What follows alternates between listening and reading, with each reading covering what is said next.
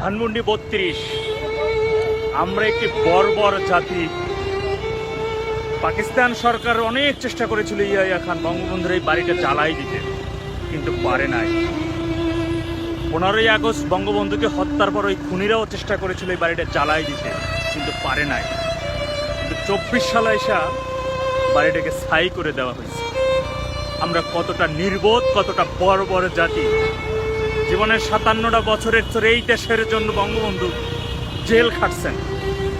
বাংলাদেশ মানে বঙ্গবন্ধু। বঙ্গবন্ধুকে ছাড়া কখনোই বাংলাদেশ ইম্পসিবল। বিশ্বের কোনো দেশ বলবে না যে বঙ্গবন্ধু ছাড়া বাংলাদেশ। বাংলাদেশ মানেই বঙ্গবন্ধু, এটা বিশ্বের সকল দেশ বলবে। আজকে দেখেন 24 সালে সেদিনও আসছে এই 32 নম্বরের ভিতরে ঢোকার জন্য চেষ্টা করছি, পারিনি।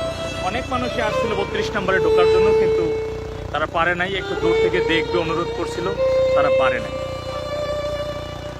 এখন দেখা যাক 15 তারিখে কি হয়। তবে অনেকেই বলতেছে যে 15 তারিখে তারা ঢুকতে পারবে।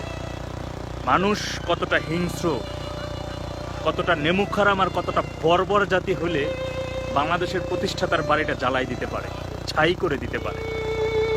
আর এইগুলো যে সহ্য করে, তারা কখন আসলে কিভাবে সহ্য করে? কখনো এই দেশের জন্য আপনি কতটুকু ভালো করতে আসবেন? আপনি কি ভালো করবেন এই দেশের জন্য?